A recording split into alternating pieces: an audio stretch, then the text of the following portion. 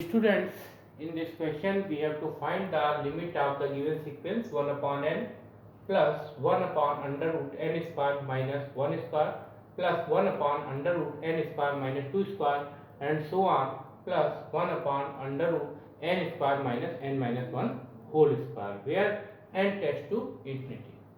आप देख सकते हैं यहाँ पर ये सीक्वेंस है, इसका n टेंड्स टू इंफिनिटी पर लिमिट फाइंड आउट करनी है 1 upon n plus 1 upon under root n square minus 1 square plus 1 upon under root n square minus 2 square and so on plus 1 upon under root n square minus n minus 1 whole square. So first we find here the general term of this sequence, that is the nth term of this sequence. So we write here this is under root n square minus 0 square, because 0 square that means 0 and n square minus 0 that is n square. When we take square root of n square we get n. So n can be written as under root n square minus 0 square plus 1 upon under root n square minus 1 square plus 1 upon under root n square minus 2 square and so on plus 1 upon under root n square minus n minus 1 whole square. So we can see here, we find here rth term of this sequence. So in each term there is 1 in the numerator. आप देख सकते हैं सभी term में numerator में 1 है, इसलिए rth term general term में भी न्यूमरेटर में 1 होगा. Here 1 is the numerator in the first term, 1 is the numerator in the second term, 1 is in the numerator in the third term and 1 is in the numerator of last term.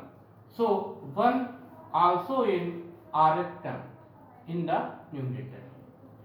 We can see here in the first term there is square root, in the second term there is square root, in the third term there is square root, in the last term there is square root.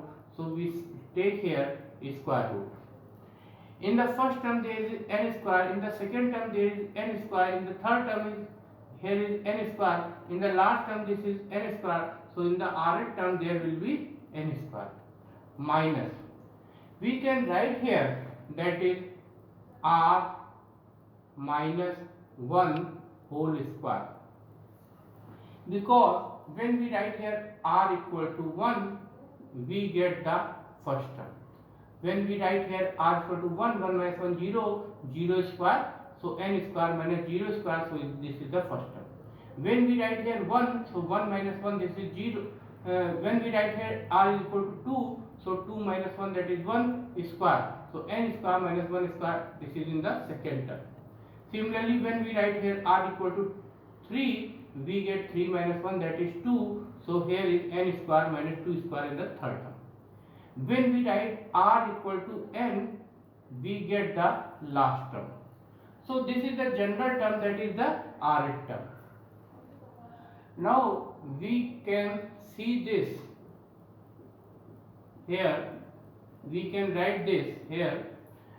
We take common n square from this square root. So when we take common this n square, it will be outside the square root sign, so it becomes n, and here we can write 1 minus 1 by n square multiplied by r minus 1 whole square. So this can be also written as limit n tends to infinity sigma r going from 1 to n, and here we can write 1 upon under root 1 minus, and here when we take this n square in the this bracket is small bracket, so this can be written as r upon n minus 1 upon n whole square, and this n can be written as 1 upon. आप देख सकते हैं इस square root sine से n square को common लिया गया है. n स्क्वायर को कॉमन लेने पर स्क्वायर रूट के बाहर आके ये n आएगा और n स्क्वायर इसमें डिवाइड होगा r माइनस 1 का होल स्क्वायर. फिर ये n square 1 upon n square को इस ब्रैकेट में मल्टीप्लाई करेंगे तो ये होगा r upon n minus 1 upon का n का whole square. Now we know that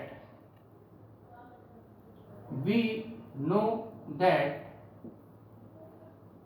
limit n tends to infinity and this sigma sign equal to the integral sign. So we write here integral sign, and we know that x equal to r by n. So in place of r by n we put here x. So this is 1 minus x minus, and we know that when n tends to infinity 1 upon n tends to 0. So here will be 0, this is square, and we know that 1 upon n equal to dx. So put here 1 upon n is equal to dx. Now we find here the lower and upper limit of this definite integral. So we know that x equal to r by n, and the lower limit of r is 1 here, so this can be written as 1 upon n, and n goes to infinity, so 1 upon infinity becomes 0, so the lower limit of x is 0 here. Now we can see here x equal to r by n, and the upper limit of r is n here, so n by n that means 1, so the upper limit of x is 1. आप देख सकते हैं r by n x के equal होता है, इसके place पे x लिखा जाएगा, और n जब इन्फिनिटी को टेंड कर रहा है तो 1 अपॉन n 0 को टेंड करेगा, तो इसके प्लेस पे 0 लिखेंगे स्क्वायर, और 1 अपॉन n के प्लेस पे dx लिखा जाएगा। फिर हम इस इंटीग्रल की लिमिट निकालेंगे, तो जब s की वैल्यू r by n लेंगे और r की लोअर लिमिट 1 है तो 1 अपॉन n हो जाएगा, r के प्लेस पे 1 सब्स्टिट्यूट करेंगे, और n इन्फिनिटी को टेंड कर रहा है तो 1 अपॉन इन्फिनिटी 0 हो जाएगा। Similarly, x equal to r by n, and upper limit of r is n here, so put here n by n, that is 1. Now we can see here this is integral 0 to 1 upon under root. We can see here x minus 0, that is x, so we can write 1 minus x square dx. Now we know that integration of 1 upon under root 1 minus x square, this is sine inverse x. So we take here limit of this sine inverse x. So first we apply here upper limit, that is 1 sine inverse 1 minus sine inverse 0. We know that 1 is the value of pi by sine pi by 2. So here we can add sine inverse sine pi by 2, that is sine 90 degree, and we know that value of sine 0 0. So we can write this sine inverse sine cancel out, so we get here pi by 2, and here sine inverse sine cancel out, we get 0. So the answer of this question is pi by 2. Thank you.